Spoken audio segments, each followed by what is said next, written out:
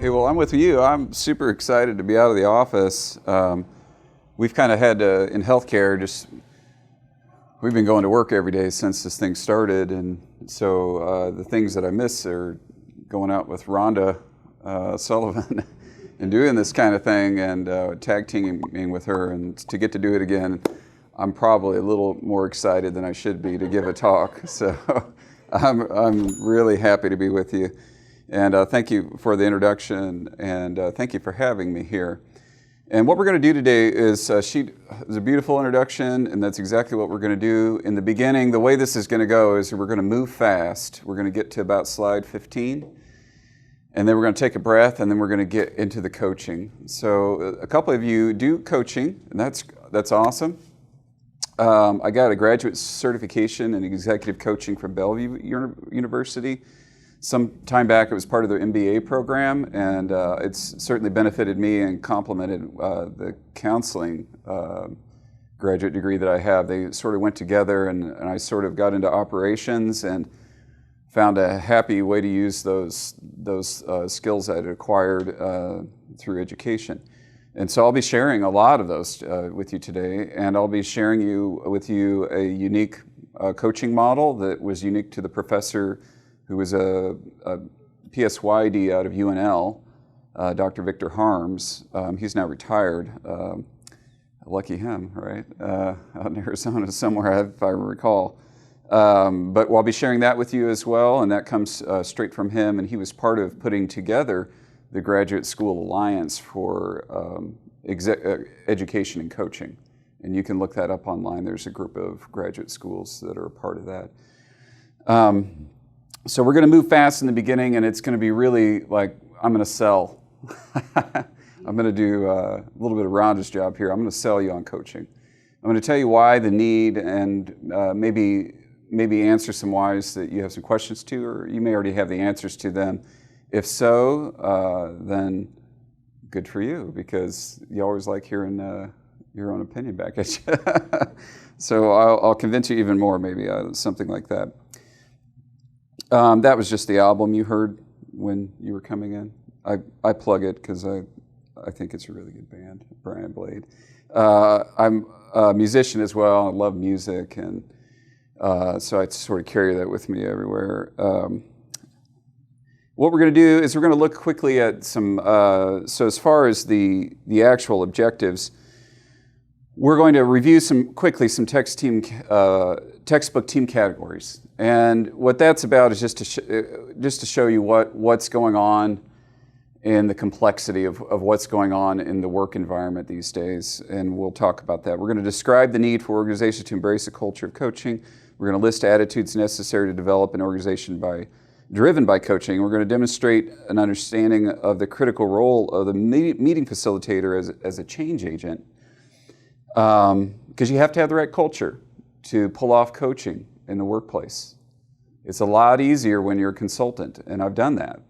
I've been a consultant, and it's a lot easier because you're independent. You don't have those subconscious drives going on that I just need these people to do their job kind of thing in the back of my mind. So it's different. And so we're going to explain team conflict and the resolution model, and we'll go through that real quick.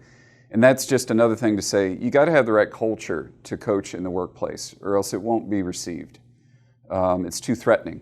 It's easier just to be told what to do, ironically. And then we're going to recognize some of the barriers to changing your culture at work, because it's hard to change. It's hard to change even if it's a good change. And that was a lot of what I went to school for, is like, how do people achieve? And because people don't really change. Your personality is pretty set pretty early on, but what changes is your habits. And when your habits change, a bunch of them over time, you look a little different. But you still have, you've seen it, right? If ever you wanted to see anybody regress to their core self, it's during a pandemic. You want to see who people are, look right now, look around. That's who their personality is. And I've seen it on my own leadership team, and we've talked about it. And I've talked about what I regress to, and I've talked about what they regress to. And they all smiled because they knew I was telling the truth, and Rhonda could vouch for this. We all have a shadow side to our personality, and it comes out when things get a little stressful around us. But your habits can change over time, and that's what we're talking about, is how do we help people change habits to be successful and achieve and grow and ultimately benefit the organization, because I think that deep down everybody wants to be a part of something that's bigger than themselves. And I wouldn't be doing the work in hospice and palliative care if I didn't believe that. There would be no reason for me to help anybody if I didn't believe that. And so that's just one of my core beliefs. Before we start, I'd like you to think about in your mind, just maybe set some things aside that you got going on in the week and kind of focus and think back. Think to maybe an employee that you have or someone you're helping in your life, that maybe two different types of people. And maybe a direct report if you manage people. Maybe somebody you've been avoiding. Is there anybody that reports to you that you avoid? It's just you've hit a wall every time you go at something.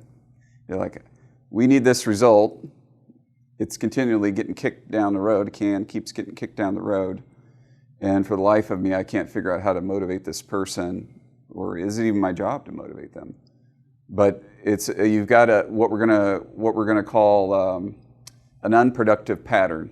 Would be, maybe it's avoid, would be your part of the unproductive pattern we're going to talk about later. Maybe it's avoid. They avoid you, you avoid them. We kick the can down the road. There's that one. Coaching can help with that.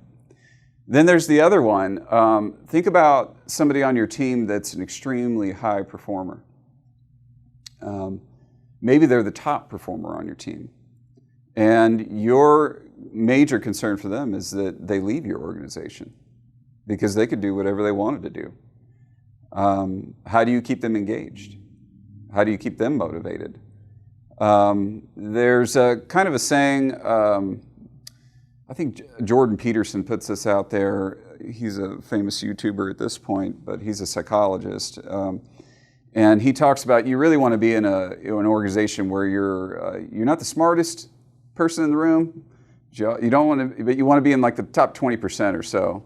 You definitely don't want to be in the bottom 20%, okay? Because that means you better be looking over your shoulder. You're lucky to have a job, and it's going to be a confusing place to work because if everybody's performing better than you, or maybe you're in the wrong field. But when you are a high performer, those are the people that I'm watching the most in my organization because I want to retain them. I pour my time into them. The bottom 20%, I deal with them. And that is my mandate to my managers. We deal with them, and we deal with them honestly. We root for them, but we are not going to pour our energy into the bottom 20%. You're throwing away your energy because we want to create momentum. And the way you build momentum is counterintuitive. It's by dealing with the problems, getting them off your desk, and dealing with them honestly, truthfully, and then moving on to the things that will pour energy into your organization. And I think that coaching does that. In the last section, I will give you some methodology. This is a short talk, as talks go, that I typically give. And you're going to walk away with a couple models, but you're going to have to do some practicing if you really want to do it. I will also give you some micro skills that you can practice in your daily life. Coaching is good for any aspect of life. It's great with your kids. It's great with your spouse, whoever you do life with, people in your community. It's a great way just to show people you care about them. I've done this with my neighbors, and they often come away shocked. Like we had some deep philosophical conversation, and all I was really doing was just trying to get them to think better about their work, and you'll kind of see what I was doing then. Okay, well, so let's get moving, because we're going to fly through this first half, hopefully. Modernity, things are complex. My wife says this a lot. She says, it just seems like there's increasing levels of incompetence, like everywhere. I don't know, you You go to the store, I don't know, the pandemic revealed a lot of it. You know, there's one-way signs on the ground, and you're going in and out of one door, and you can't figure out why. And you're like, man, who's running this joint? Like, it's a lot of things, a lot of confusion. But I would say to her, yeah, that's true, but life has become a lot more complex. And people are completely distracted these days, completely distracted. And there's reasons why they're distracted. Industrialization, 20th century, the information age. We've brought about many, many complex, detailed solutions to a lot of complicated problems. We have. And we're going to talk about what those things are. You think about even in healthcare, the procedures that we've developed over the 20th century that literally have saved countless lives. It's complex. Surgery has to be done a way. Not 10 different ways. It's done a way. And if you get steps out of order, you're going to have infection control problems. You're going to have all kinds of problems. There are solutions in every industry. You think about how Amazon runs. Oh my gosh, the complexity of that. It's amazing, the statistical analysis and the logistics that have to be done to be a UPS, right? How in the world I can send my payables off to our accounting group and it get there in a day? I don't know how that works, but I promise you, at the core of it, it's complex and it's been developed and it's very detailed. And if you get a few things wrong, then you lost a package. And so what I would say is the complexity lies in the types of teams that we've developed as well. There are lots of different types of teams. And I would ask you to look through this list and just maybe someone, if you're willing to, what type of team do you work in the most often of these teams? Problem-solving teams, self-managed teams, functional teams, cross-functional teams, virtual team. When you look at the definitions of that, I'm not going to read all the slides necessarily. I know online that they've been sent them. But when anyone in here in the room, can you tell me what type of team do you perform in maybe the most of those teams?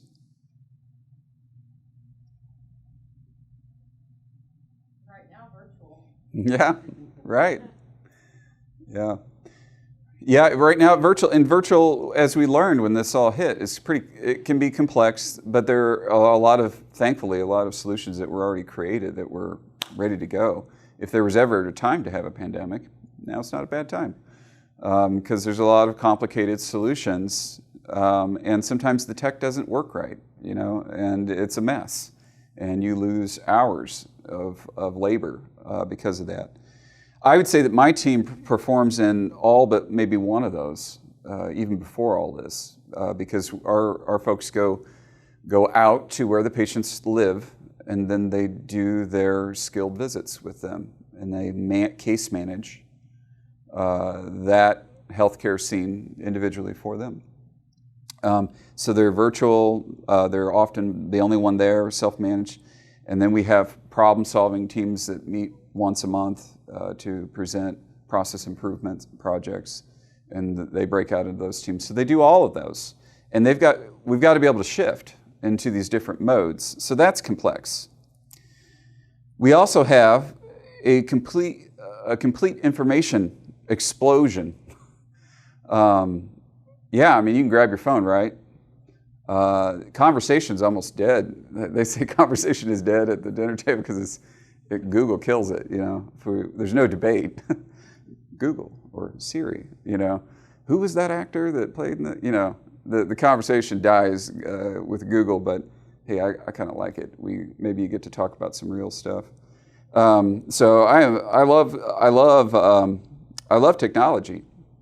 I'm an early adopter in most things, but we are overloaded. And what I mean by that is our workers are completely distracted. There's a rapid increase in the production of new information due to the ease. In addition, there's ease of duplication and transmission of data across the internet. meaning there's the same data is put out every day. It's just there's just a lot out there, and it's often duplicated. There's an increase in available channels of information, meaning you've got email, mobile devices, text messaging, social media apps. It's coming from everywhere. Large amounts of historical information. That's great, delving through that. If you love history today, you can find it anywhere on the internet. Contradictions, though. There's contradictions and inaccuracies in available information. If anything that's been coined in the last 4 years is fake news, I mean, everybody's adopted that. That's a new urban dictionary word. Everybody knows what that is. And what is that? You can be watching, it's hilarious. There's a website that I recently discovered that it's called All Sides, allsides.com. It's a news organization, and they basically say they state the opinion that everyone's biased. And that's true. I took a worldview class actually in graduate school. The word actually started from a German word, which I can't pronounce, so I won't try. But worldview is pretty ingrained. Everybody has a bias, and it's true. And we're in an age where it's just coming out in spades. It's overwhelming. The bias isn't even, most outlets don't even attempt to conceal it anymore. It's crazy. You can be at the gym watching 2 different news media channels and have 2 completely different headlines on the same story and 2 completely different discussions. It's a little crazy right now. And how does that affect us at work is we end up with contradictions and inaccuracies that we're seeing all the time. And what you would call this is a low signal to noise ratio, meaning we have a lot of information, a lot of noise. Where do you find the truth in that? Where do you find something that's actionable? How many of your workers go even one day without, while they're at work, checking or getting alert from social media, some social media platform? Do you have any illusion at this point that anybody who reports to you isn't looking at Facebook, Twitter, TikTok for a little while longer maybe? Like whatever you like, aren't being interrupted mentally with a cortisol shot to the brain because their pocket buzzes, like, oh, I may be getting likes, whatever. I may be getting social capital. Oh, let me go see. I'm making fun of it, but it's actually psychologically true. You get a cortisol shot in your head, it actually leads to problems. Those interruptions lead to stress. Those stress hormones don't do good things to you, and we are seeing the results of it. And so when I say there's increasing competence, scratch that. My wife says there's increasing competence, and I agree. I would say that there's some reasons for that. You have a completely distracted workforce, and you have complex problems that we've solved with complex solutions, and it's very hard to get those to be performed 100% of the time. So what do we do with that?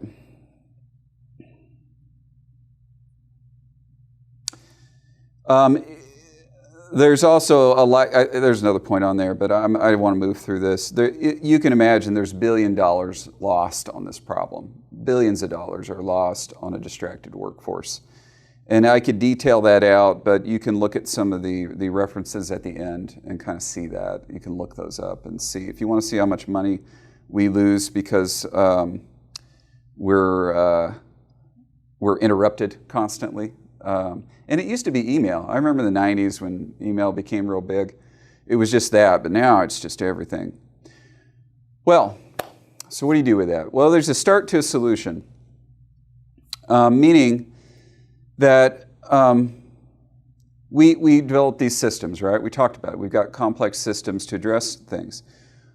It's an essential characteristic of modern life. We depend on systems, people, teams, to technologies to filter this out. We have a HIPAA-compliant texting app that sorts out all kinds of communication. You can't even believe. Oh, I think it's just straight from heaven, right to my team. It had so many benefits I never even dreamed it would have, and we were the first hospice in the country to adopt at least this particular product. which has been fun because we've been able to trial it for them. It's had incredible benefits for categorizing information and letting you get to something real quick and letting everybody see the problem and be troubleshooting it at the same time. And we depend on that stuff. And a lot of those, we store checklists on these platforms. If you think about how many checklists will be followed today, just today in your organizations that you are a part of. Think about how, in healthcare, you cannot even believe how many checklists will be worked today. For you, any one of you, are you in a checklist-heavy type of culture? Like, you miss a step. Like, I imagine if you're in underwriting, you name any field, there's a way to do that. And if you deviate from that, you could have major legal ramifications from that. Anyone, just venture to say how many checklists will be worked in your, from the team that you exist on today? You think through that? Anyone want to throw out a number for your particular organization or your team? Not for me personally. I do checklists for everything that has to be done from the HR aspect or the legal. Yes. Oh gosh, there's so many. We'll have HR checklists being worked. Boy, you have a new hire. Oh boy, that checklist is critical. And then if you don't do it right in my field or a lot of fields, you come in if you're getting paid by Medicare, surveyors could come in and they're going to look at the HR files of the people working for you. If you didn't do maybe one thing, like a background check, pretty important, they could see all of the patients that person was supposed to carry out cares for and say, oh, we want all that money back. This person has a felony. Right? So this is the reality, and it's complicated. It's no easy thing to make sure that checklist gets done every time, and sometimes you even build in redundancies, positive redundancies, to make sure there are things that are so important, checklists that are so important in our organization that there's no way I would leave it to one person to be running a checklist. So we have 2 checklists because otherwise we stand to lose millions of dollars. And that's just the flat truth of it. So it's a tough problem. And a very boring book that I could not read, Checklist Manifesto. Read a couple of his other books, but he wrote this, and it's almost like one of those books that I shouldn't say this. I won't say, it's not fair. But anyway, you kind of get the gist of it from a summary of it. But anyway, checklists seem to provide protection against these failures, right? They remind us of the minimum necessary steps to make them explicit. So that's what they accomplish. They not only offer the possibility of verification, but also instill a kind of discipline of higher performance. Yes, all of that is true. All that is true. But how do you get them to follow all the checklists?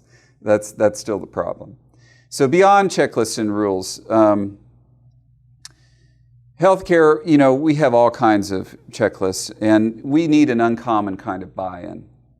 You need an uncommon kind of buy-in and ownership of the process by clinicians. And that's something that a Navy SEAL talks about. Well, he has a podcast, Jocko Willink, pretty stand-up guy, led some Navy SEAL teams, and he talks about that. And I would encourage you to check him out. He's pretty, I don't know. Those guys are pretty serious about what they're doing. They'll say that. They are hardcore. But he talks about how you develop uncommon ownership. And what you end up seeing him when he talks, he's doing a lot of coaching techniques, even with his team.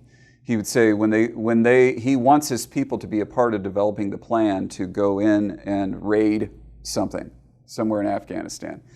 And he says if they're a part of it, then they're going to have uncommon ownership. And so you want people to be a part of getting to where the organization wants to go. You want them to be a part of the goals. You want them to be a part, and not just nominally. Those meetings, have you ever had those meetings? Let's have a meeting. We already know what we're going to do, but let's have a meeting to discuss it, to get buy-in, and then we'll go do what we already knew we were going to do. Well, that's silly. And I would say, especially millennials who are looking for authenticity, you lose them in 2 seconds. They know if you're real or not.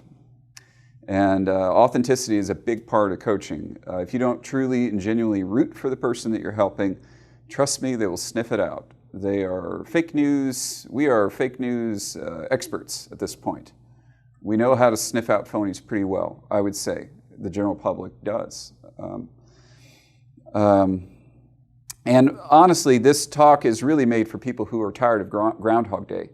If you're in an organization that constantly misses stuff on your checklists that are critical to your organization, and you can't, for some reason, get your people to understand the value and importance or to be a part of the mission and vision and values of your organization, that's what this talk is for. And so my goal in my organization is to replace the primary modality of management by pedagogy, which is teaching, and replace it with management by coaching at every level. So what does that mean? There's a great TED Talk that I would recommend by Atul Gawande, who wrote the Checklist Manifesto. And he runs Ariadne Labs, and I would normally play it in a talk like this because he's a wonderful speaker. But if you look up Atul Gawande, just Google Atul Gawande on coaching TED Talk, you'll find it.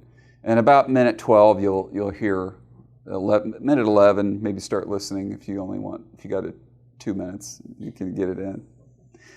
Ariadne Labs he's the executive director for it, and he's a surgeon, real smart guy. And he would say his talents are that he can combine several skills that he has. He says, I'm not the most brilliant guy in the room, but I have this knack for bringing things together and getting things done. And he is the executive director for Ariadne Labs, and their vision is for health systems to deliver the best possible care for every patient, everywhere, every time. Dream big, right? I mean, I love it. If you're going to dream, you might as well dream big. Our programs and projects are at varying stages of development, is what he says, from prototyping to wide-scale dissemination around the world. They were working on global childbirth, their organization was. And so they went into some hospitals in India, and they gave them safe checklists for each stage. And this really points to the problem of how checklists are insufficient and where coaching can come in. They did not have confidence that for improvement and making changes with just handing out the checklist and teaching in the classroom. India's largest state is where they did this little experiment to try and improve birth rates, successful birthing, where the child and mother will come out alive and not with infections or die from infections. They worked with 120 birth centers, 50% of which were the control group. That is, they were for observation only, so they didn't intervene. Half were coached to build on strengths and work on weaknesses. A major skill they worked on was communication. They had a sample size of 160,000 births. This is no small sample size of a cute little study that this may or may not, be significant, show any significance. No, this should show significance. They saw 1/3 improvement with checklists, but no major changes in infant mortality, meaning all they did is they taught. They came into a setting like this, and they taught the process. And they said, now let's go do it. They may have tested, go do your job. They did 4 months of coaching, tapering off over 8 months, and achieved 2/3 of checklist improvement. So it improved the quality over the range of the birthing centers, lowering the infant mortality rate. And so the point of this is, what would you do to get 33% improvement in your organization? That's nothing to shake, I don't know the phrases. I may be mixing metaphors. Shake a stick at, is that the saying? I don't know. That's no small thing, 33%. If you think about 33% improvement in your check on payday, think about 33% improvement on your checklists at your organization. What would you give for that? And so I encourage you, actually it's from the 1040 mark to the 1325 mark on the TED Talk, if you've got time. Tua Gwande, look at it. And so what I would say is that we've done the math, okay? And this has been studied out at this point. Coaching works. What is coaching? That's the question, right? Coaching is nothing new. There's nothing new about coaching. And that's where this quote is from. I love this quote that it's an old quote. It's from Ben Franklin's autobiography. It says, men must be taught as if you taught them not in things that are new, proposed as things forgot. You have to think about that or read that a couple times, and I'll let you do that. But what it means is, there's very little that's new under the sun. It's more of trying to find the right solution for the right time and the right place, right solution, right place, right time. And a lot of the solutions are very old. There's nothing new about apprenticeship and coaching and in leadership and management. There's nothing new about that. And in fact, I would say this is an old way. It's a pre-modern way of teaching. Apprenticeship, where it's more of a one-on-one alongsiding. And I think with the increasing complexities, with automation, a lot of automation has increased complexity. Like it used to be a little bit easier. You used to be able to fix your own car, right? Good luck now. I mean, shoot, you got to hook it up to a machine just to figure out what the dummy lights are telling you. They're blinking on there. By the way, I had a problem with my car, and every light on the dashboard was coming up. Said I was sliding, needed traction control. Said, I take it to the dealer, and he's like, your oil's low. I was like, why didn't the low oil light come on? That would be a better dummy light to come on, right? So that's what we're dealing with a lot of these things that have been becoming really complex, is that you need a specialist for everything. Well, when that happens, we're sort of taken away from like the idea of modernity where we have an assembly line and you do this thing with the widget, and it's a pretty simple process. You do your thing with your widget and you move it down the line. Well, now, when you solve more complex problems, we have higher levels of education to solve more complex problems, just like we do with surgery that we mentioned before. There's a lot of very complex surgeries, and you need high-skilled people to do that. Well, how do you do that? Well, it's more like an art form. It's more like, instead of putting a chair on an assembly line, it's more like the old days of, doing what you need to work with the wood to hand make the chair. Well, that's going to take you years to learn how to do that.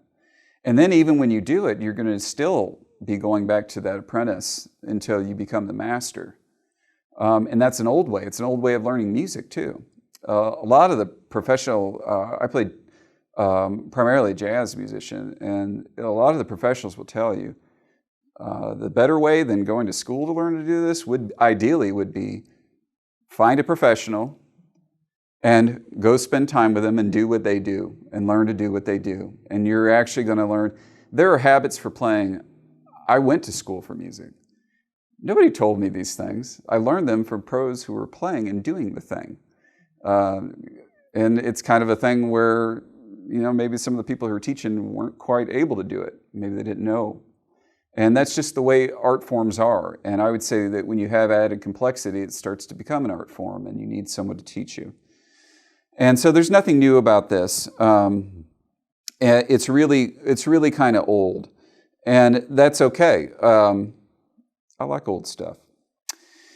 This just talks about what it takes to be, and I'm going to kind of blow past it just for time's sake, but you can have it. You can have it emailed to you. I know that they emailed out to the people that were going to be on the Zoom call this PowerPoint.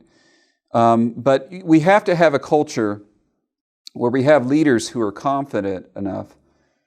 They're confident enough to create conversational space for change. And that's Judith Glazer's quote that's up there.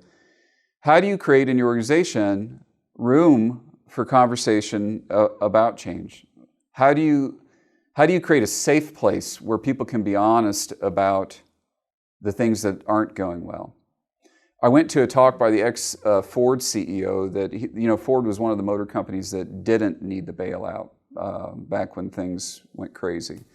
And the real estate bubble kind of blew up and we went into a recession. Ford was one of those companies that didn't need bailed out, and there was a reason for it. And he would have a dashboard system. He would have his vice presidents all come in to a room, and they'd have a red, green, yellow thing. Red means you're in trouble. Like, this department is in serious trouble. We've got problems that are out of control. Yellow is kind of like we could use some help. Green's like things are good. He said when he first started having them come in, everybody had a green folder. And it's because they were operating from fear. Nobody's going to.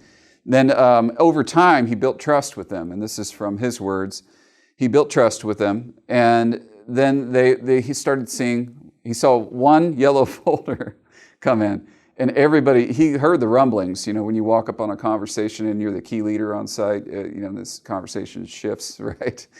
He heard rumblings. Everybody's like, the dude with the yellow folder is getting fired. Look out. And that was because that was the culture before, is you didn't talk about your problems. You better just solve it, fix it. How many leaders do you know just like, I don't care, fix it? That's not a good way to help. Over time, people started bringing in the different folders because they saw that guy didn't get fired. They actually saw that the other department heads would actually come together to help give resources to solve the problems in those departments. And that's really what they needed. And so you have to, if you're going to have people who are honest with you about what their goals are, their real goals are, I don't know how many directs I've had that I've said, I'd like to know what your goal is this year. And you get a goal back to you like, there's no way this is your real goal. Like, it could be 1, that's way too easy. Like, I think you could knock that out today. I don't think that takes a year. Or B, it's so dramatic and elaborate and unattainable, and you think, how are you going to live this down a year from now? This is not going to go well. You're trying to impress me with your words that are making sentences, but it doesn't make sense. So you have both of those. So you need a safe environment where people can be honest. And so that's kind of what this is about. And I think you have to be prepared too to not get the credit. Because when you work with somebody on their goal, it's their goal, and give them the credit. And the secret to that is the credit always comes back to the organization and the key leaders. You don't have to go looking for it. And that's a concept from Tony Dungy that is hard to attain because it's pretty selfless. And then there's a good model too for coaching. You have to be curious to be a coach. You've got to be accessible. So when people want to talk to you, you've got to be accessible. You need to be responsive and engaged. And strangely, this is a counseling model. It's from attachment theory. If you're going to have a good marriage, that's the model they go by. Are you curious about the person you're married to? Are you accessible? Are you responsive? Do you root for them, right? And are you engaged? But strangely, those attitudes work toward anyone you want to help and have a relationship with. So those things are good. And then you've got to understand that this is from Lencioni. He's a great leader. I agree with a lot of what he says, and I use it when I take on a new organization of where are we at. The first thing we need to build in an organization is trust, so that we get people who are willing to be vulnerable. Then we want to move to get away from this artificial harmony, right? I don't know how you walk in the room and it seems like everybody gets along, but you can cut the tension with a knife. I've taken over a lot of teams like that. You know something's wrong. I can sit in one meeting, know that this team is not functioning right. It's the tone of the dialogue a lot of times. So you got to get rid of that artificial harmony and have productive conflict because you want to get the tension, you want to get the thing that's causing the problem out in the open. And then you want to get rid of the ambiguity and get people to commit. If you can be honest and you don't fear conflict, then you can get real issues out. And then if you get those real issues out and you're heard, then people are willing to commit. If you have that meeting like I talked about before where, hey, we know what we're going to do, but let's get some input so that people will feel like they're a part of it. And then everybody sniffs that out and says, oh, thanks for wasting an hour of my life on that meeting because you already knew what you were going to do. Well, you've got to truly listen. Even if you know the answers 99% of the time, hey, there's a shot 1% of the time, you're going to hear something new and the organization is going to be better for it. And as a leader, you have to realize you don't have to be the smartest person in the room. And that takes confidence It takes humility, but confidence at the same time. And I just call it an unassuming assertiveness. Like, I don't need to be the expert. There's no way I could be the expert on everything in hospice and palliative care. It's impossible. I'd be in school my whole life. And even then, I wouldn't have the experience in the day-to-day functioning of a team to have the answers. So I've got to build trust so that I get solid answers from the directors. And then we can, on things we disagree on, I'll have to break the tie. That's simply how I look at it. And then I'm always trying to be open to new ideas. And by the way, if you're going to be a great manager, you've got to be two things from the Big Five, which is a personality test. Really the only one that a psychologist worth his degree would use would be the Big Five, or OCEAN. It measures openness, conscientiousness, E is extroversion, A is agreeableness, and N is neuroticism. And if you want to be a good leader, if you're not naturally disagreeable, like not agreeable, low on agreeableness, and high on openness, those are typically your good leaders. Because for me, with some of the, because I'm not going to be tempted to just agree with someone to have them like me. I don't really care about being liked. I do, kind of, but more than anything, I want to get to what's best for the patient and the family. I don't need to be needed or need to be liked. Those people who, and when I see something that's convincing to me, I'm like, well, you're going to have to convince me otherwise. Here's 15 minutes, convince me. I'll hear you, and I'll be open. And that's where that openness comes in. Because if you can be not just automatically agreeable and trying to keep the peace, the worst teams I've ever come into were after a leader who was there, where all they did is try to keep everybody happy. It is not the way to lead an organization. The way to lead an organization is to do what's right by them and the people that they serve, at least in healthcare. You want to do what's best for your worker, but you want to do what's best for them. And I'm not there just to make peace. Because remember, on this, if you want attention to results, you've got to actually not fear conflict. And people who are low on agreeableness, they don't fear conflict because they just figure the truth will get out there. Okay, let's talk. And that's the big problem right now with cancel culture, right? Nobody wants to talk. You can't say, I'm in the middle on this anymore. And that's a huge problem right now because we don't want to talk about, can we get to an agreeable solution? We just want to talk about power. Like, we just want power, so we'll shout you down because that's all it's about. Well, no, people don't work that way and organizations don't work that way. That's a quick way to nihilism and chaos. If you want it, have fun with that. I don't necessarily want that. And then we don't just want to be, like I say, we don't want to be kumbaya with our cell phones in the air and just be like, oh, we have such a great team. We actually want to achieve results. And that's where if you embrace accountability because your ideas are being considered, then you will have attention to results. You don't fear accountability. You want accountability. And so these things need to happen in an environment where coaching works. And I would say you also need to possess some values to do that. And I'm not going to talk about these values. I think we know what these words mean. Honesty, humility, intentionality, hard work. We know what those things are. I don't need to talk about those things. And I would say, but what I would say though, that virtue is an underutilized word today. And what I mean by that is just seeing a thing rightly. You can't see something properly if you're not willing to be honest, humble, and make a plan and work hard. Like, you can't see it. And that's been proven even in science. You can see studies that are thrown out because the scientists who are supposed to be following the scientific method are so biased that they can't see the truth. And so we want to be aware of that virtue needs to guide your practices, and you need to be honest toward your employees. And the best way you can demonstrate that is by some things I'm just going to leave with you. By facilitating, you can demonstrate that when you're facilitating teams, not letting people get ganged up on, listening to everybody. If you're the key leader, you've got to moderate that meeting well to demonstrate these values. And those are, I think you can figure out those yourself, and I would elaborate on those if we had time. And then you've got to also how you solve and resolve conflict is also going to tell people Are you telling the truth as a leader? Are you really for me as a leader? I'll tell you, the toughest thing I have a problem with is when people come into our organization and it takes them 6 months to a year to truly trust me, to understand I am trying to do the best thing I possibly can for this organization, for you and the people that we serve, to achieve our mission for them together. And it sounds like talk because they've heard it before. But over time is what earns trust, and it's hard to earn trust. But after a while, when you do that one at a time with your key leaders, and then you spread that out to the rest of the team, then when somebody comes in, they see that there's trust that already exists amongst the team, and it goes a lot quicker. And we've seen that on our own team. So you got to solve conflict well, and there's a conflict resolution model for you to follow. It's pretty easy, just read it, and I think you can figure it out. And so I'm going to blow past all of that. Coaching.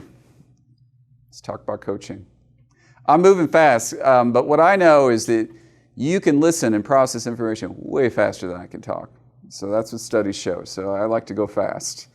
And if you have a question, you just stop me and slow me down. There'll be time at the end for questions, but if you want to stop me, please do so. If you can't see on the screen here, who's that guy everybody knows right here? These two fellas. There was one redeeming event for 2020 that made it all worth it. Made us worth virtual Zoom meetings and all this stuff was that we won the Super Bowl. Yes, and I love sports. Sports and music. I don't have a ton of hobbies, but I love those things. And I think that probably the second game I saw Patrick Mahomes play, I had a man crush on his arm. I am not ashamed to admit it. That guy, I don't care what you pundits say, this is different. Nobody throws a ball like that. Nobody throws a football like a baseball. And he's doing it. This is crazy. So I love that stuff. But what I love about it is you've got in Patrick Mahomes, what you've got is a golden arm with a smart guy who seems to possess some virtue because he seems to work hard, right? He seems to be humble enough. He seems to be honest enough about himself and the organization. There's posturing at press meetings, of course. But they seem to have a plan because they talk about it. And they work hard, right? Like we said before. So what is coaching? Well, a lot of managers think that they're already coaching when what they're really doing is a lot of teaching, advising, and telling. Or in the worst case, they're micromanaging. Okay? They use the phrase coaching to describe just about any conversation they have with their worker. And to a counselor and a coach, it's humorous if you watch it. And they say, yeah, I was coaching. Like, no, you weren't. You weren't. Trust me. You weren't coaching. Just stop. Coaching is the skill and art of helping someone improve their performance and reach their full potential. This whole quote is by Dan McCarthy. And you can see it at the references at the end.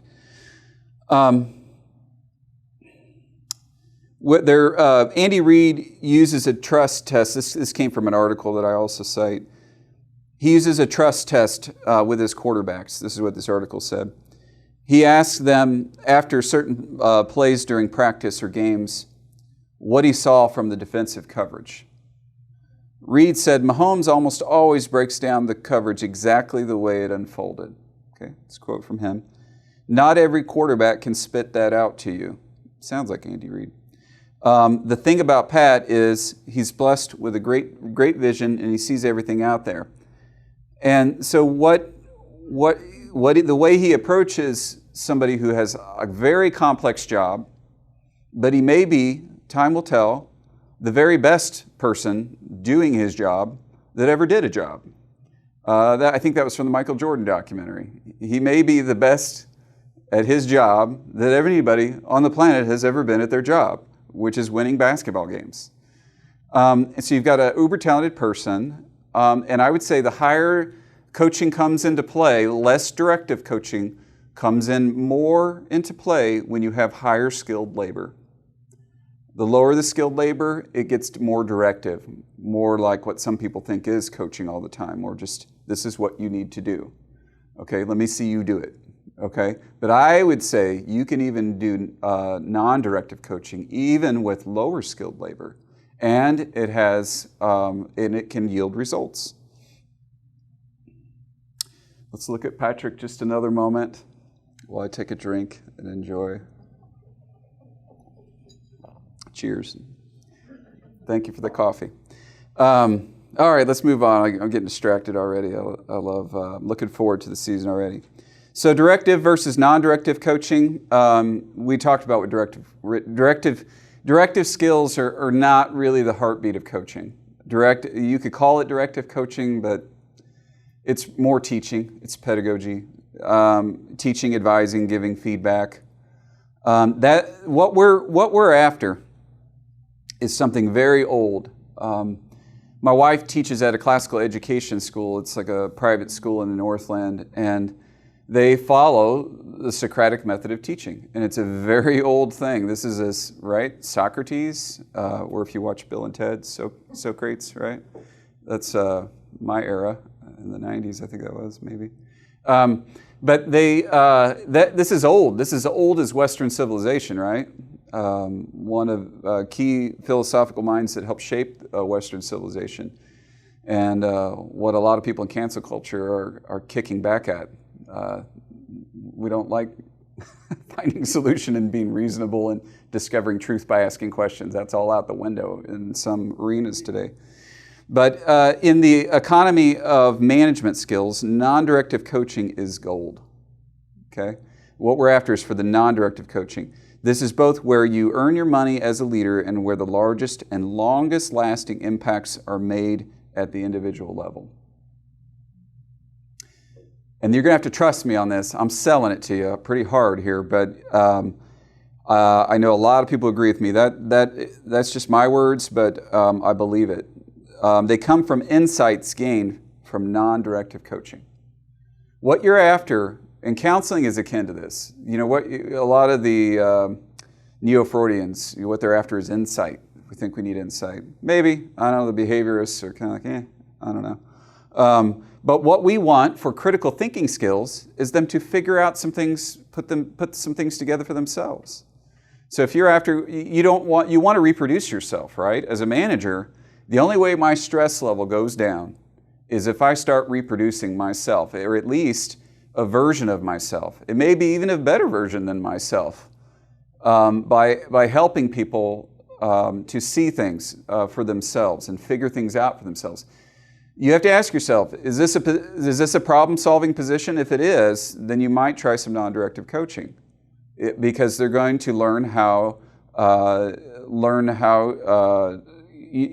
to fish, so to speak, rather than giving them a fish, right? That kind of thing. When people are allowed their space to come up with their own solutions, their ownership level increases exponentially. That's that space, safe space we're talking about. And they develop problem-solving skills that can give them self-confidence. This is not new, it's old. So your path is not your employee's path. That's what you have to realize too. You know, stories, they're great. There's a place for stories. I love old war stories from business people. You're like, man, I can't believe that story's crazy. I can't believe that was going on in that organization. The Ford story's crazy. Everybody coming in with green folders. That's insane. You're talking about like a key company in our country, you know, all the presidents, vice presidents they're BSing each other to try and keep their job. That's insane. And it's hilarious. But so those stories are great. But what you have to realize is like your path is not your employee's path. Where you're at is not where your employee is typically at. And you want that employee to follow their own path to get to be a good problem solver themselves. And we want them to be able to do that, to be able to clarify their priorities, etc. So let's get coaching, okay? And this is a simple and repeatable format, but it will need a lot of practice. And really a lot of the practice is going to come for you. And I'll think if we have time and if we don't have a lot of Q&A at the end, then I can do some coaching. I'm good on the fly, usually. We'll see. I'm good with it. We can do this on the fly. And if not, maybe Rhonda would be willing to just do what we normally do after we have a marketing event. what we do when we exit that marketing event, and how we talk to each other after that marketing event, where we go in and we're talking about our services. We can do that. Would be fine if we have time for that. Okay, so what the focus model of coaching is just an easy way to remember how you should work through the coaching process. And this would be at a state, most of this is like if I never knew you and I came into an organization, I would need to get to know you first. That's what Formulate is about. So relationship, expectations, issues, questions, process, and personality. Do you see when I talk about the attitudes you need for this to be effective, why you would need what this is doing to achieve that? This Formulate is really all about trust building and getting to a point where I really truly understand who you are. And if I did that, I would when I'm doing that, I would be using some micro skills that I have on a handout here, and I wonder if I could get help passing this out. These are coaching top 10 skills, and they were in the attachment that was emailed out to any Zoom listeners. There are some micro skills that you'll need to practice, and you can practice these at home. I took the very first class you take when you go to counseling, like a counseling graduate school, is something akin to, I think the book was called Helping Relationships. And what we had to do for the whole course was learn how to actively listen or therapeutically listen, which means just, it's essentially using these micro skills.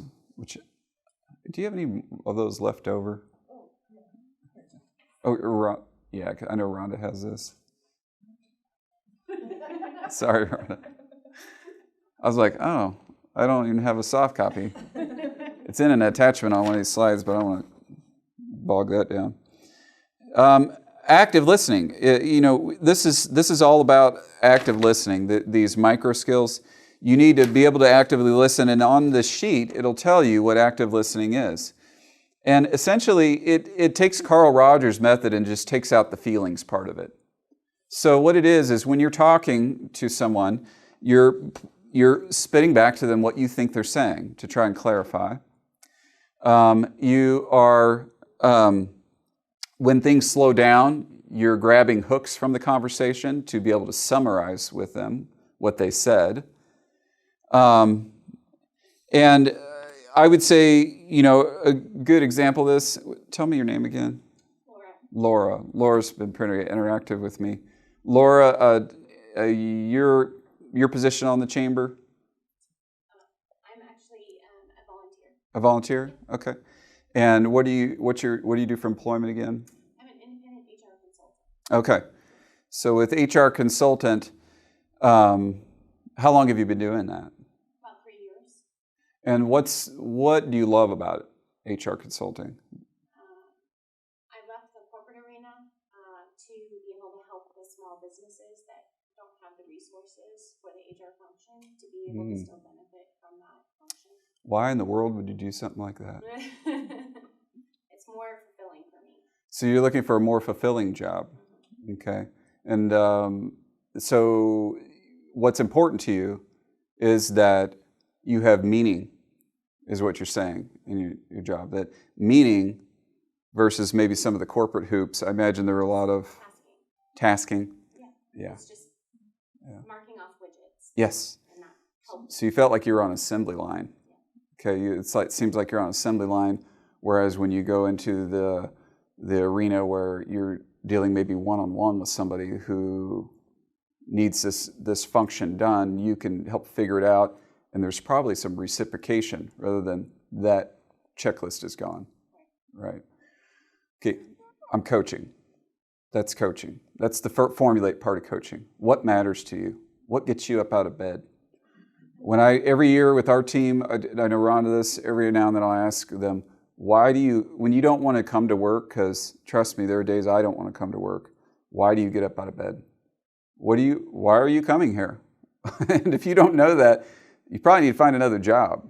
And I'm not afraid to say that. And I have told people that. I've helped people find other jobs who were on my team. They weren't in it. I have turned down people for employment who are very reliable workers because they didn't have a passion for our mission. Because I was getting that sense in the interview that they just needed a job. I was like, well, you can't do hospice and palliative care like a JOB. You can't do it. I was like, do you feel like you have a real, I asked this question after we got to it, do you feel like you have a real passion for this type of work? And the honest answer was no. Like, I really just need a job, and this person was kind enough to be honest and wanted the best for themselves. And I said, well, I really just don't think, I'm not sure this would be good for you because it's hard work. It's emotional at times, and you've got to know why you're doing this. So that's the formulate part.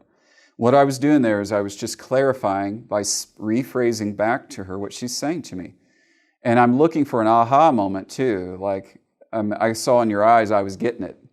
I can't be the person to move this down the assembly line. Like, I care about people too much, and I want meaning in my life. I may be able to move up this ladder, but it's ridiculous. Right? And I know that because I've been there. So, but by explaining that back to you, hopefully you felt like I understood you. And if I understand you, then we're on our way to gaining trust. Because I took the time to listen to you and formulate that relationship.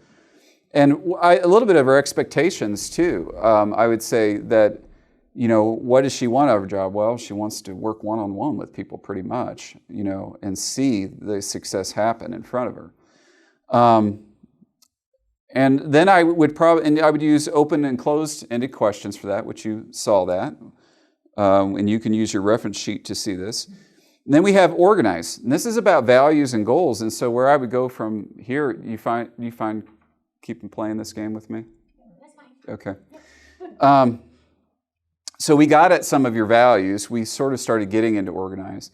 And I would say, well, what are you trying to get better at these days? Like right now, what's your biggest challenge or the thing that that you want to tackle that you're really passionate about right now? Is there any intersection between what you're extremely passionate about and maybe something that you're wanting to get better at? For me, Yeah, for you. personally, Yeah. in the professional environment, Mm-hmm. I think it's more of helping others to understand the reasons for the HR function Mm-hmm. that typically haven't had the HR function or haven't had a need for the HR function, a true HR function, to help them understand the why. Mm-hmm. And a lot of it has to do with the legal aspect. Yeah, and if they understand the why, what does that achieve for them? Why do you want them to understand the why? It helps them to be more engaged in what I'm providing to them, whether it's checklists or documents or procedures. So if their engagement goes up, then I imagine that will result in uncommon ownership of their HR. And they won't be afraid of it too. Yeah. So how are you, and so there we're organizing. What's most important to you right now? You could have listed for me several problems that you're working on to solve or several things you're trying to get better at. So you want the why. You want the why to come across when you're engaged with these folks. You want them to engage with you around the why so that then they'll be full participants in what comes after they get the why with you when you're helping them as a consultant. Okay, so I think you're pretty clear about what you want to get better at. And that sometimes involves synthesis, prioritization, sorting, and defining. Not as many people are very clear about their goals. When I talk with a lot of people, they're unclear and it's a little more work. You're just giving it right to me, which is wonderful because that makes my job easy. But just by me listening to it, we're getting somewhere. And then we might have to synthesize, prioritize, sort, define. She might have to tell me. I'm not an HR expert, so she may have to define some things as we go along here. Well, what does that mean? What does that look like? And we did a little bit of that. I kind of guessed at what it looked like, right? So that looks like this. And she's like, yeah. I'm like, awesome. We can keep moving. And then we go to clarify. So this models the focus. This is by Dr. Victor Harms that I had told you about at the beginning. And I'm going to pass this out, or ask someone to pass this out. Rhonda, would you do this one? Because I'm working here. I've got her occupied. Did you get a No. Man, you're awesome, Rhonda. Gosh. Man, if I want something done, Rhonda's it. Speaking of, Rhonda's one of those people for me. Like, if I don't keep those high performers, if I don't keep her engaged and busy, then I run the risk of losing her. And I know that full well. Thankfully, we have a lot of folks like Rhonda working at our organization. So these are some coaching questions by Julia Stewart, and you'll see that I've already used a couple of them. And after you do this for a while, I don't think about these questions. I hardly even look at these questions until I do a talk. But I'm just curious. I just try to be curious when I'm interacting with people. So if I clarify, I might say, well, how are you doing that right now? Like, your main thing when you go to talk to somebody, to consult with them, is to get across what's important to them. How are you doing that right now? And what do you feel like your outcomes are right now? And what outcomes how would you know? What does it look like for them to be more engaged with? How do you know when someone's engaged? And then what are you doing to getting them engaged when you're talking to them? And then how do you know that they're engaged? For me, I try to get the bigger picture and the bigger impact, and usually that means a dollar sign. Yes, It yes. usually catches most.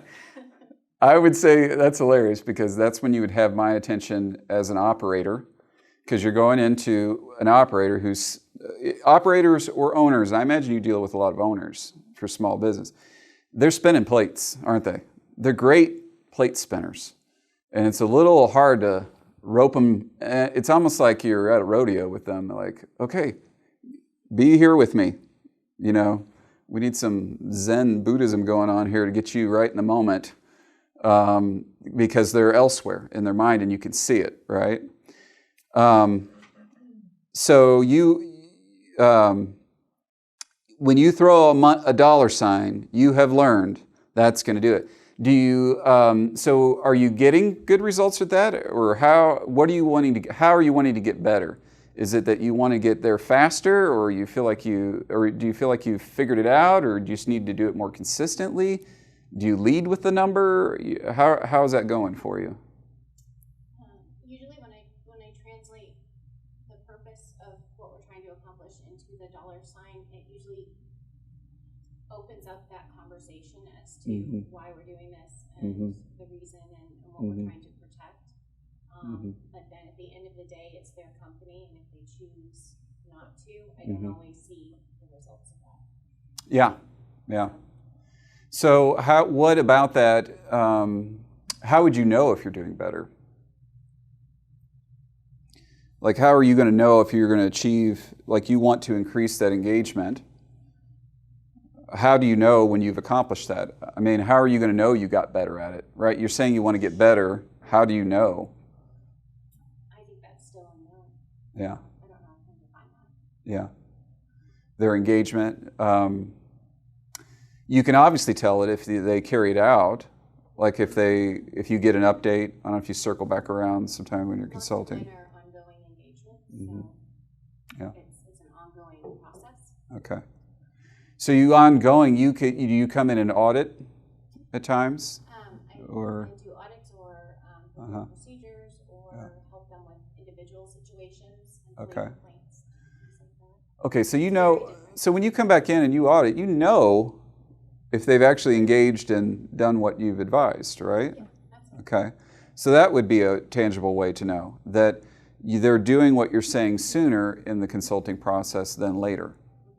And by now you probably know what sooner and later look like, because I take it you've had a large enough sample size? No, around 10. Okay. 10 clients that I can Okay. Okay, so you're gonna be practicing this, like, and you're gonna be giving them dollar amounts. Do you do that with? How do you find those dollar amounts? Like, is it from studies or? Mostly from court cases of a similar nature of what we're trying to accomplish, or taking a look at what the cost would be to implement a change. And do you have those readily available? I have to research it. Okay. It just depends on the topic. So you may need to do some research to increase engagement. So that's one thing. You see, I'm asking a lot of questions, and I'm reframing, I'm giving feedback, I'm selecting, and I'm paraphrasing. I'm doing a lot of this stuff, and you can see it right under the C.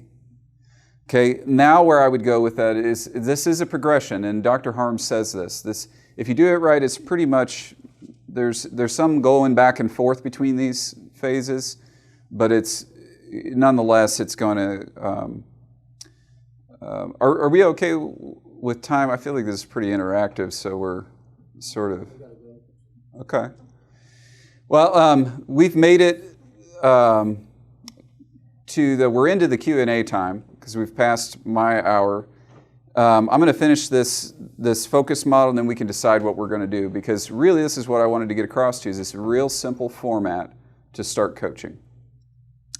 So you've got, with Utilize, I would start doing that. So we've discovered you need to do some research. You've got some latent resources, meaning you know there's studies out there, but you haven't researched all of it to have it ready.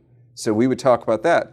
I would also talk to you about, do you know people who are in your field? Do you know anybody else who's doing what you're doing and is successful at it?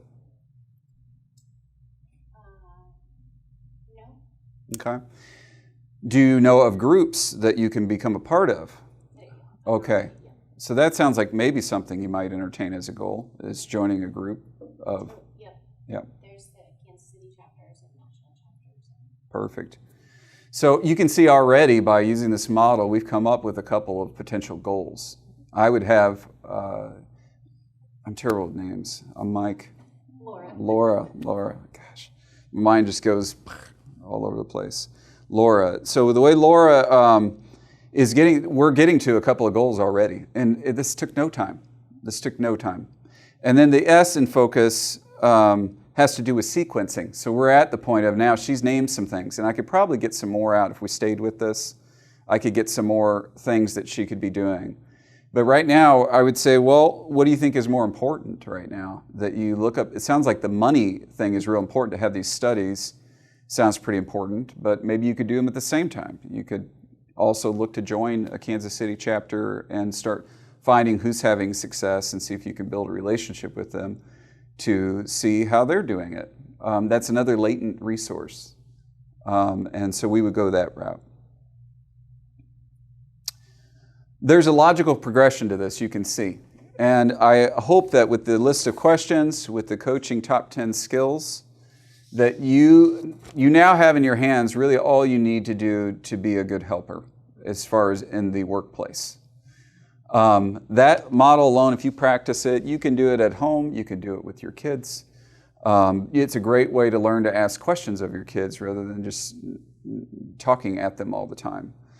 And if you go in order, you can cycle back to previous steps if you need to.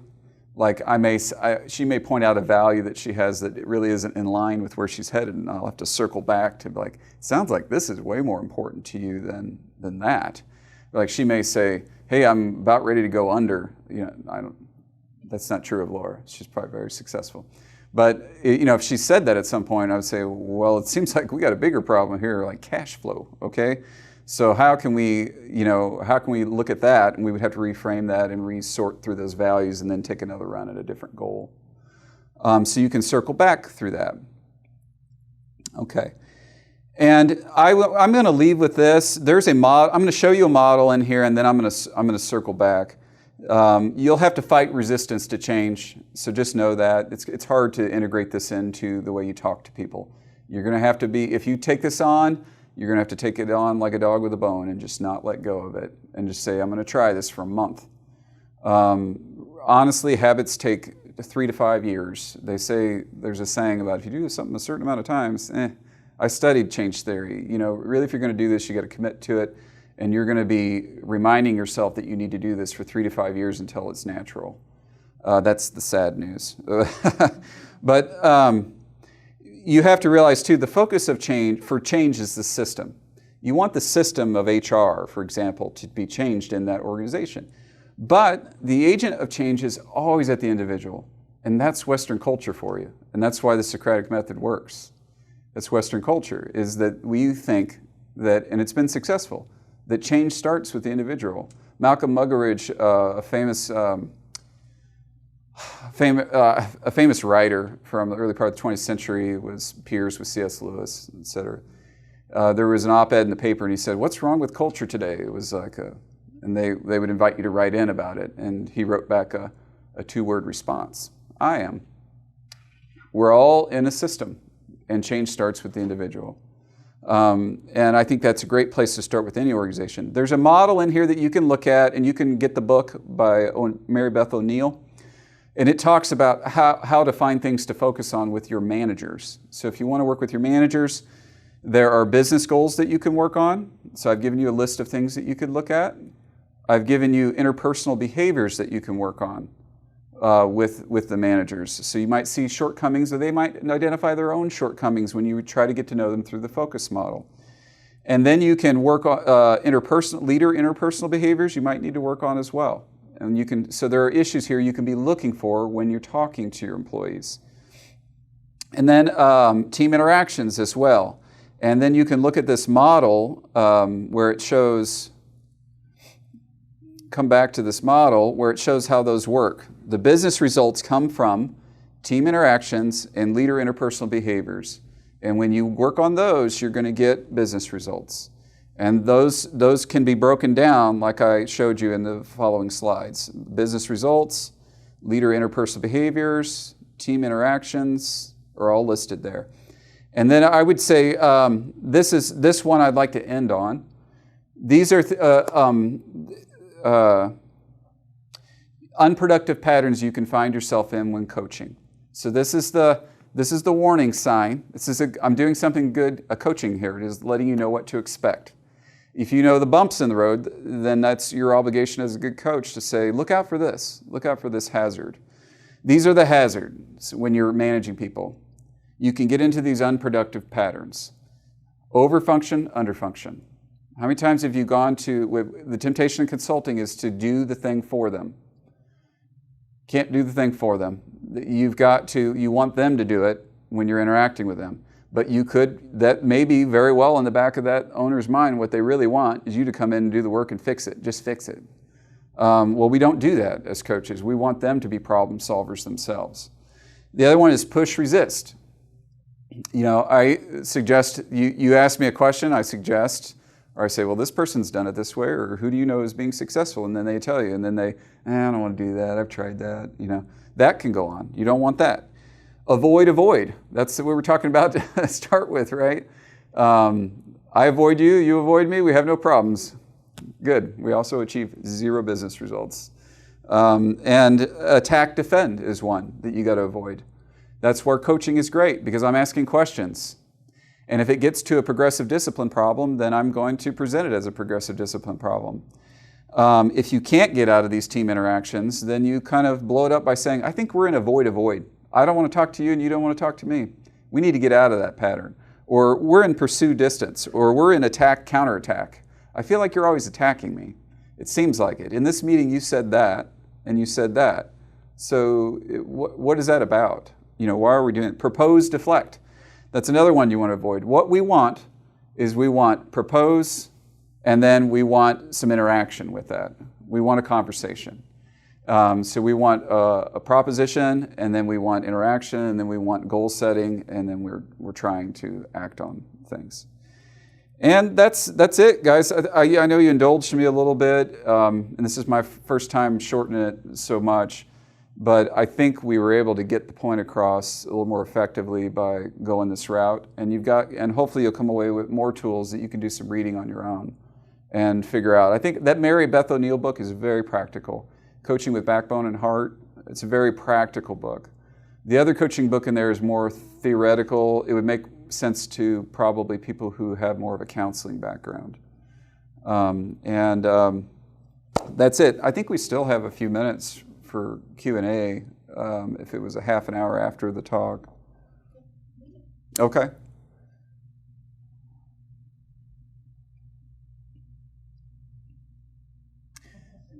That's floor's yours, guys.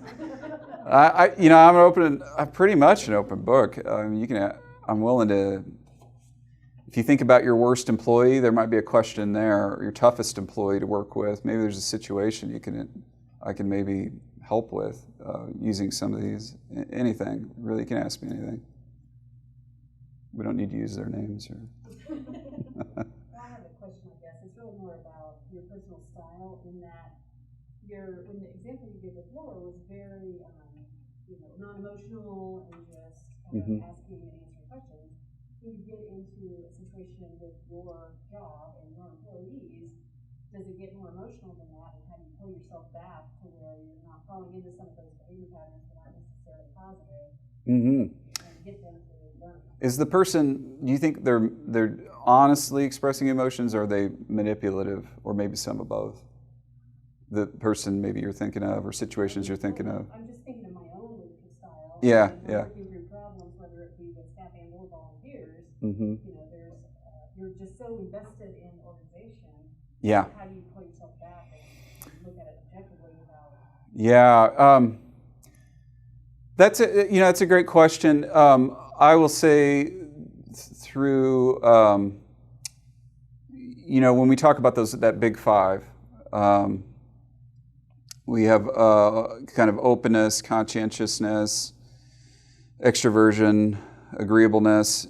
And I think part of it is, and neuroticism is, the neuroticism, I'm actually rate decently high on neuroticism. It's sort of in the middle, but you have to kind of control those things. You have to control how agreeable you are just because they're expressing emotions. I've had people begging for their jobs, I've had people break down who were managers because they've just hit the wall. And I think you allow for expression of that. And I think every coach is going to have their own style. And they actually call that something in that book that I reference. It's called your signature presence. And what I think that signature presence is about, and I think this is a little more helpful, because with any personality, you can learn your style of pointing out what's going on in the room. So if somebody comes in just expressing emotions, whereas we're doing business, we've got to find a way to allow for the venting, but then to get on to real solutions. And that may take more than one meeting with them. It may take, hey, take the rest of the day off. Let's talk about this tomorrow morning after we've hit a point where everything's been expressed that needs to be expressed. There are some points, though, when you've got a failing employee where that might need to move into progressive discipline because they're not performing their job. And I've had this where somebody wasn't performing their job, and every time you talk to them, they cry because it's an easy way to deflect, attention from what the real problem is. And after a few times you take a run at it, you're going, okay, we've still got to get results. So it depends on the situation. But then I would say the signature presence is going to be important for you to develop your own way of pointing out what's going on in the room. So when I've had high-skilled performers who were having a lot of problems in their home life, and they're coming into my office, and they're all over the map. Like, they're full of incongruencies is the counseling term for it. They're saying this, but then they're saying the opposite. Then they're saying this, and they're saying the opposite. And I think as a leader, you need to really listen to that so that you can point out what's going on. And I had to do that with this person. Like, okay, you're in here again, and it's high emotional, and it seems like there's a lot going on that I'm not seeing. I'm stating what I'm seeing in the room. And what I see is you come in here, and one day you say this, next day you said the opposite. Then you said this, then you said the opposite. And I cited exactly what this person had told me. And I was like, I'm not sure how to help you, because the things you're saying you're needing, then you're not. And she is female. I work majority in healthcare, majority is female, but in my industry anyway. She stated some of these things, and she was like, well, give me examples. Well, I had examples. And I named 3 situations where I heard exact opposite statements. And none of them were dealing with the core problem. And I said, the core problem, this problem doesn't seem to move. But all these things keep being said. You got me kind of like a yo-yo. I feel like a yo-yo here. What can we do to actually put some time to this? So you have to find your own style to be able to, and I think this takes courage as a leader to not be afraid to say what's going on in the room without throwing out accusations. And I think a great way to do that is point to what's actually happening, not the feeling that you're having necessarily. I think because what you're feeling might just be an assumption, and you don't want to assume something is true about an employee. Like, I suspected they had a lot of family problems, but I didn't know that. I just heard rumblings of it, and I'm going to get in HR trouble. I know if I go down that route, if I start saying you're not performing because of this and that, I'm not going to do that. I have to keep it focused on the business. And so I think just pointing out, and just saying, this has made our relationship very tense. Like, when you're in here, I feel really tense. I think that's okay to say, because it's what's going on in the room. You can probably see me reacting to you, because I really don't know which way. And I'll tell you, from that point on, this employee started tackling, and it took a lot of the team elements too. But from that point on, my relationship with that person started growing. And they started confronting the real problem, because they gained some insight by me asking questions and pointing out what was going on. Because this was a high performer. And we would have been in terrible shape if we lost this person. But I also wasn't going to ignore the business results, because I was a dog like a bone with it. I'm sorry, we're here to accomplish this. And this is a non-negotiable. This is one of those. And you need to be clear about your non-negotiables. This is a non-negotiable of your job. If you can convince me otherwise, it's fine. Some of these things are just fixed. So that's maybe I got there in a long route, but look for that signature presence in that book. It's a good read. Just a quick one. Is coaching better in a one-on-one environment? A lot of your examples are one-on-one, as opposed to addressing in the moment when you see something that needs attention. It takes a lot more trust to do it in a group, but you can do it. Rhonda will test this. Most of my coaching is done in our weekly leadership team meeting, and we all help solve each other's problems. But I have to show deference, and it took, for some of the people in the room, they're very extremely private, and it took me a long time to build trust with them to be able to and if it's something terribly personal, I'll talk to them in private. If it's a progressive discipline issue, in private. If it's something that they could ultimately lose their job over if they don't fix, in private. But if it's a shared problem, because all of our problems are shared problems that are business goals, then we need to we do the things culturally to get to the point where we can deal honestly with each other and not be afraid. But I think when you're a skill coach, you can do that group thing. It's hard for some of them, and some of them still give me pushback on it. And I'm like, this is the way we're going to do it. I'm sorry, this is not just your problem. This is a group problem, and I've given you time to work on it, and it's not fixed. And so we need to solve it together. And the group accountability is so much more powerful than any accountability I can give them. And so it's the best thing for them, and it's the best thing for the company.